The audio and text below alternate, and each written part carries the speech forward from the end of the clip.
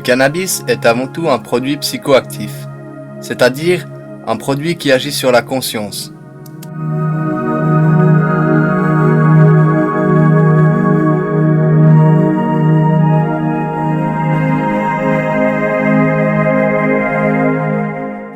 Ses effets physiques sont faibles et presque négligeables. Le site principal où s'exerce son action est le cerveau, et plus précisément les centres du cerveau supérieur qui affectent la conscience.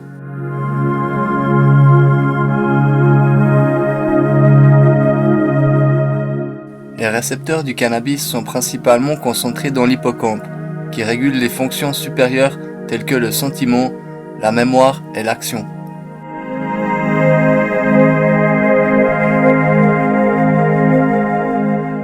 En agissant sur ces centres, le cannabis produit certains de ses plus puissants effets thérapeutiques, modifiant la perception de la douleur, de la faim, mais aussi de l'humeur et le contrôle musculaire.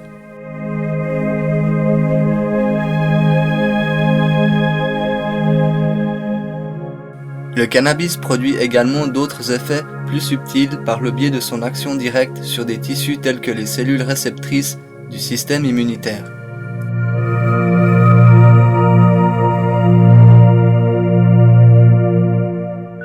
Les effets médicinaux et psychoactifs du cannabis sont causés par une famille de substances chimiques appelées cannabinoïdes qui ne sont présentes que dans les plantes de cannabis.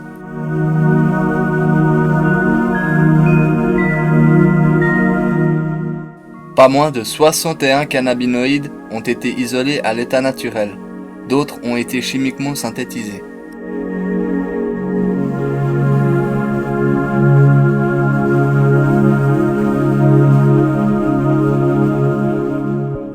La principale substance psychoactive du cannabis est le delta-9-tétrahydrocannabinol, ou THC, parfois nommé d'après une classification différente et qui porte à confusion delta-1-THC. Par ailleurs, d'autres cannabinoïdes ont également des propriétés médicinales ou psychoactives.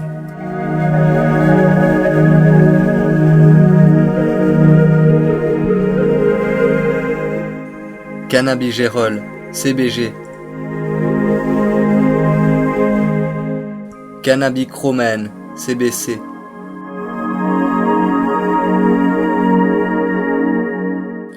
Cannabidiol, CBD.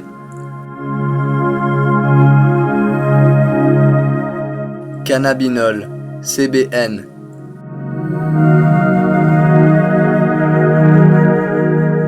Cannabitriol, CBT.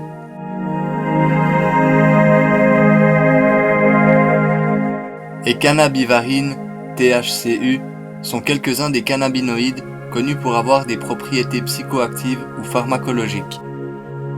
Au début des années 90, les scientifiques ont découvert que les cannabinoïdes ressemblent à un agent chimique produit naturellement dans le cerveau et que les effets du cannabis s'exercent par le biais de mécanismes biologiques affectés par cet agent chimique naturel. Le cerveau et le système nerveux comprennent différents mécanismes biologiques appelés systèmes récepteurs. Les récepteurs sont des sites où se fixent des agents chimiques particuliers appelés neurotransmetteurs qui produisent des réactions spécifiques. Ces neurotransmetteurs induisent une cascade de réactions en chaîne qui permettent aux différentes zones du cerveau de communiquer entre elles. C'est ainsi que le cerveau fonctionne. En fait, les effets du cannabis sont produits par un système récepteur cannabinoïde qui comprend au moins deux types de récepteurs cannabinoïdes, CB1 et CB2, situés respectivement dans le cerveau et dans la rate.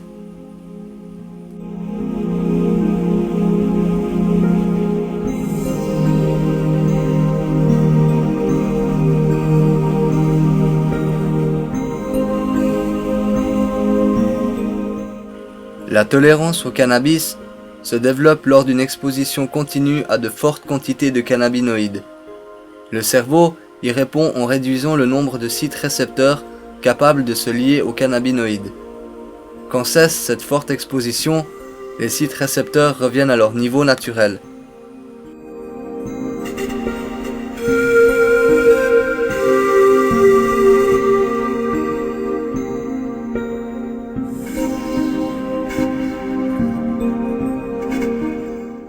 Les activités biologiques que l'on associe maintenant aux récepteurs cannabinoïdes comprennent les effets analgésiques du cannabis sur la mémoire et la connaissance, sur les fonctions locomotrices, les activités endocriniennes et d'autres modifications du métabolisme, et, notamment, un abaissement de la température du corps.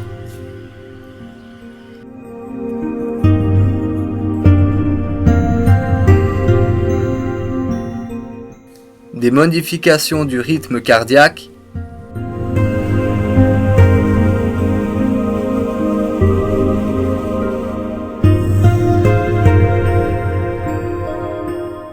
la suppression des nausées et du vomissement,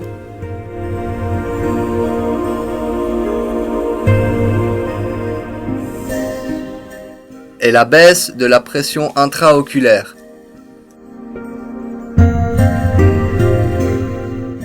Les scientifiques comprennent jusqu'à un certain point comment fonctionnent les récepteurs CB1, mais ils n'ont qu'une faible compréhension de la façon dont les neurones cannabinoceptifs interagissent avec les autres systèmes neuronaux. Les CB2 ont été découverts plus tardivement que les CB1 et la connaissance des CB2 est encore mince.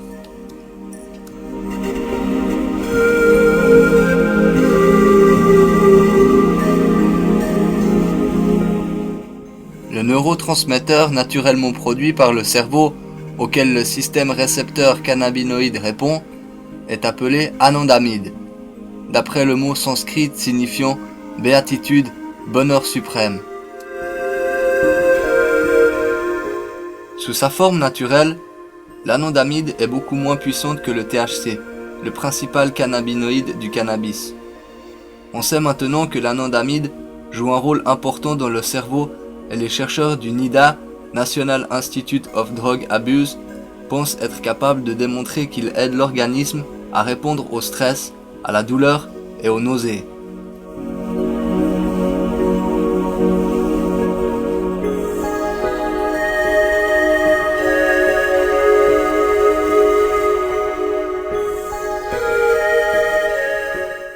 De l'avis de l'un des plus éminents chercheurs de l'Institut national de la santé mentale, la localisation des récepteurs cannabinoïdes ouvre à la recherche médicale des pistes prometteuses.